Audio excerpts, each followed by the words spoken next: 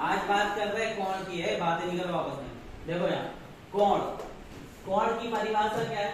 जब किसी एक अंत बिंदु से दो किरणें खींची जाती हैं तो उनके बीच में जो खाली स्थान होता है उसे कोण कहते हैं। जब किसी एक अंत बिंदु से, यहाँ मान लीजिए एक अंत बिंदु है, कैसे भी मान लो, एक देखो एक अंत बिंदु जैसे एक किरण ये खींच दी और इसी से जैसी दूसरी किरण खींचोगे ऊपर तो इनके बीच जो खाली स्थान बच रहा है इसको क्या कहते हैं अपन? कोण।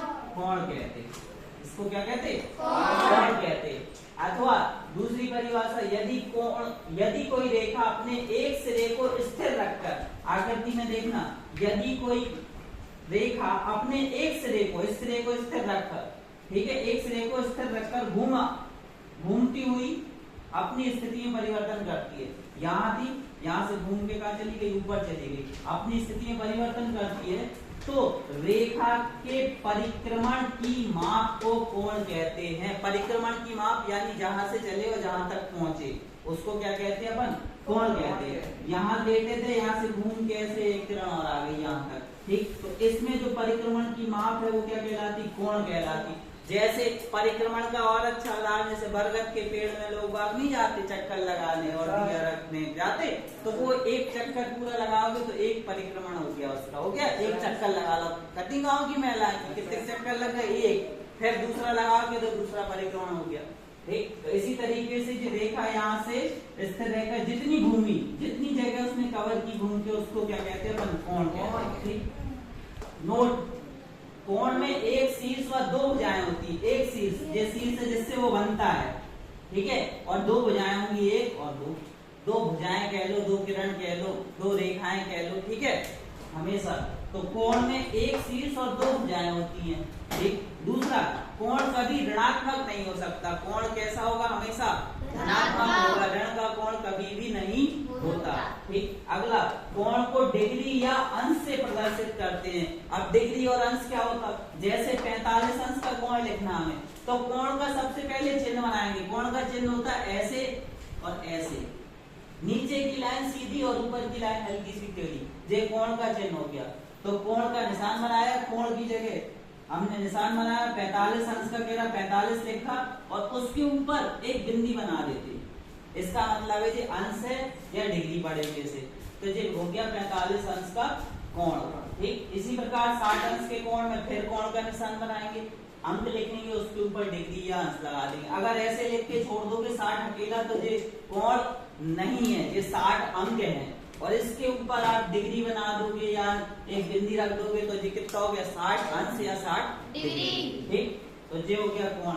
और देखो और कैसे लिखेंगे, जैसे ये एक आकृति है, और देखो जैसे ये एक आकृति है, ठीक, बीच में ये कोण बना 30 अंश का, इसकी माप कैसे लिखेंगे? यहाँ से स्टार्ट करेंगे, ए ओ बी, कोण का निशान लिखेंगे, तो ए कोण ए ओ बी या कोण बी ओ ए, दोनों एक ही बात है। जहां कोण बन रहा वो बीच में आएगा। देखो कोण का निशान लगाया, ए ओ बी, ए ओ बी, यानी यहाँ से यहाँ तक कितनी हो गई? कितने अंश का बना? 30 अंश का। तो इसको लिखेंगे कोण ए ओ बी, या ऐसे भी लिख सकते बी ओ ए। बन किस बिंदु पे रहा?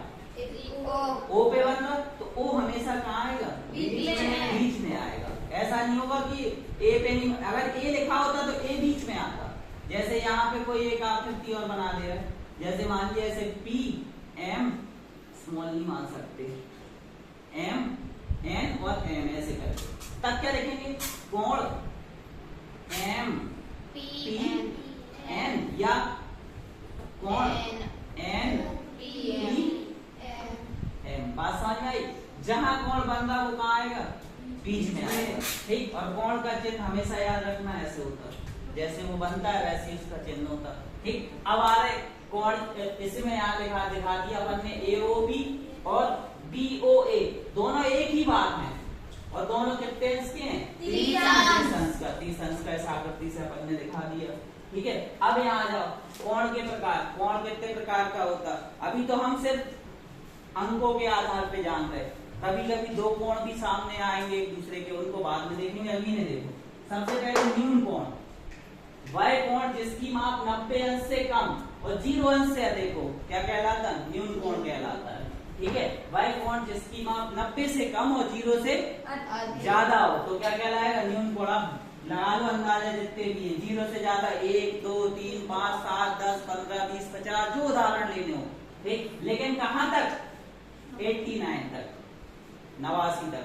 इसके ऊपर जैसे जाओगे वो 90 के बराबर हो जाएगा तो वो न्यून कोण नहीं होगा ठीक। और बनाना हमने बताया कैसे करते कैसे बनाते। एक चांदा लेंगे चांदा लेते एक सीधी लाइन फिर ऐसे रखेंगे बीच में ठीक। फिर जितने अंश तक 90 से पहले जितने भी कोण हैं निशान लगाएंगे 10 20 30 40 50 60 70 80 और 89 तक ठीक है। इस तरीके से चिन्ह लगाते रहेंगे और जिसे मिला दोगे वो अंश का क्या हो जाएगा कोण बन जाएगा ठीक। तो न्यून कोण ऐसे बनता। समकोण क्या होता वह कोण जिसकी माप 90 अंश से कितनी हो 90। समकोण फिक्स होगा ऐसे ही बनेगा। एक क्षैतिज लाइन पर सीधी लाइन ऊर्ध्वाधर खड़ी रहेगी तो फिक्स 90 अंश का कोण बनेगा। जैसे दीवार कितने अंश के कोण पे बनी 90 अंश के कोण पे। गेट भी अपन किस अंश के कोण पे लगाते हैं 90 अंश के कोण पे ठीक। तो ये कुछ उदाहरण है समकोण फिक्स होता 90 अंश का कोण समकोण कहलाता। अगला अधिक कोण वह कोण जिसकी माप 90 से ज्यादा और 180 से कम हो। 90 से ज्यादा और 180 अंश से कम हो तो वो कौन सा कोण कहलाता है अधिक कोण कहलाता है। उदाहरण तो मैं पता चल जाएंगे 91 है 100 है 110 120 130 200 200 होगा 180 से 79 लास्ट 79 के बाद 80 आ जाएगा 180 तो वो अधिक कोण नहीं कहलाता। कोण बनाना अभी हम बता चुके। सबसे पहले एक लाइन खींची जाती फिर इस वाले पॉइंट पे क्या करते चांदी का जो होल है उसको रखते और फिर गिनती कहां से गिनते नीचे से। यहाँ लिखे 10 20 30 40 50 60 70 80 90 100 110 120 130 140। अब कौन सा कोण बना के दिखाएं जैसे 140 का बना दे रहा है। यहाँ पॉइंट लगाया 140 के आगे फिर क्या करेंगे इसको हटा के इनसे आपस में क्या करेंगे मिला देंगे। अब यहाँ से बनना स्टार्ट हुआ था 0 से स्टार्ट हुआ था तो यहाँ से लेके यहाँ तक का जो कोण है वो कितने अंश का होगा 140 ठीक। और कहाँ तक जाएगा ये 179 अंक तक ठीक। जो कोण होंगे वो क्या कहलाएंगे सारे के सारे अधिक कोण ठीक। अगला आ जाओ ऋजु कोण। ऋजु कोण क्या होता वह कोण जिसकी माप कितनी हो फिक्स है 180 अंश। और ऋजु कोण हमेशा एक सीधी रेखा होती है। क्यों होती क्योंकि देखो चांदे से जैसी सीधी लाइन खींचोगे आप पटरी से फिर लगाओगे और देखना 180 कहाँ आएगा 180 यहाँ आ रहा है ठीक। और जैसे ही इससे मिलाओगे तो एक सीधी रेखा बन के तैयार हो जाएगी तो यानी ये वाला कोण कितने अंश का हो जाएगा 180 अंश का।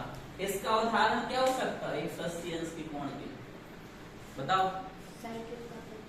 अरे फर्श सीधा ही तो है ये फर्श एकदम है हाँ पटरी सीधी है ठीक। आगे देखो अगला कोण कौन सा कोण वृत्त कोण या प्रतिवर्ती कोण। तो अब 180 तक आ गए। अब 180 से आगे चलेंगे 180 वाला कोण कौन सा हो गया ऋजु कोण। समकोण कितने का होता 90 डिग्री का ऋजु कोण 180 डिग्री। अब आ जाओ वृत्त कोण या प्रतिवर्ती कोण। वह कोण जिसकी माप 180 अंश से अधिक और 360 अंश से कैसी हो कम क्या कहलाता वृत्त कोण या प्रतिवर्ती कोण कहलाता है ठीक। जैसे 190 200 205 यानी 180 से ज्यादा और 360 से कम से कुछ उदाहरण है 110 सॉरी 310 350। अब ये कैसे बनेंगे 180 से ज्यादा हो गया एक सीधी लाइन ड्रॉ करेंगे। अभी तक हम चांदा कैसा पकड़ रहे थे सीधा। अब इसको क्या कर देंगे उल्टा उल्टा इसी पॉइंट पे फिर रखेंगे ऐसे ही खाली जगह पे और बिल्कुल जो लाइन आई है उसकी लाइन में सीधे में रखेंगे अपन। फिर अब जोड़ते जाएंगे जैसे अपन को बनाने मान लो 270 का 180 तक तो ये यहाँ तक हो गया।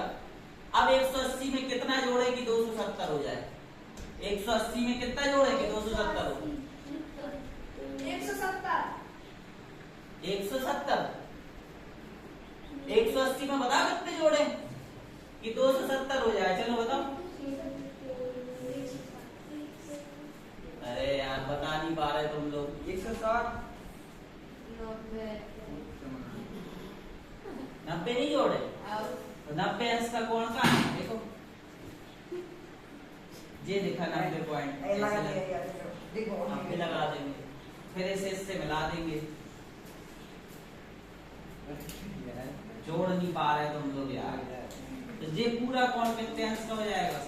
270। इसी तरीके से सारे कोण बनेंगे। ठीक, अगला आ जाओ, कौन सा कोण? संपूर्ण कोण। तो वह कोण जिसकी माप 360 अंश हो क्या कहलाता? संपूर्ण कोण कहलाता है। ये कैसे बनता? एक लाइन खींचो भैया, फिर चांदा उल्टा जाएगा। अब 360 180 में कितने जोड़े की 360 हो जाए? 180। तो 180 वाली लाइन वही है जहां से वो बना है। ठीक, यहीं पे फिर आ जाएगा। तो फिर क्या करेंगे? ये तो यहाँ से चले थे और फिर वापस यहीं आ गए पूरा। तो ये कितने अंश का कोण हो गया? 360। 360 अंश का दैनिक जीवन में उदाहरण क्या है? कौन सा? साइकिल का पहिया है। 360 अंश का रोटी है, थाली है। ठीक है, इस तरीके से और भी उदाहरण है। ठीक है, पृथ्वी है, ओल है, गेंद है, फुटबॉल है जी। ठीक है, इस तरीके से आ जाओ। ये कौन से कोण हो गए? ठीक, आ जाओ, इस पे आ जाओ अपने टॉपिक का। संपूर्ण कोण वह कोण जिसकी माप कितनी है? 360 अंश हो क्या कहलाता है? संपूर्ण कोण कहलाता है। अगला शून्य कोण। शून्य कोण अपने आप में कोण तो कोई है नहीं, लेकिन फिर भी वह कोण जिसकी माप 0 अंश हो क्या कहलाता? शून्य कोण कहलाता है। अथवा यदि किसी किरण को घुमाए बिना घूमे, सीधी खड़ी, बिना घूमे उसका प्रारंभ और अंत बिंदु, अंतिम स्थितियां संपाती हो जाए, एक दूसरे से मिल जाए, उसकी पहली स्थिति और दूसरी स्थिति है ऐसे खड़े ऐसे खड़े रहो, कैसे पॉसिबल है कि बिना घूमे मिल जाए ना? ठीक, तो इसीलिए ऐसा कोण जिसकी माप कितनी हो? 0 अंश हो क्या कहलाएगा? शून्य कोण कहलाएगा। बस शून्य कोण के लिए एक लाइन अकेली खींच दो और इसी पॉइंट पे बिना उठे वो कोण कितने कोण होगा? शून्य। एक शून्य कोण हम बना नहीं सकते ये किसी भी चीज से। ठीक, तो वो क्या कहलाता? शून्य कोण कहलाता है। ठीक।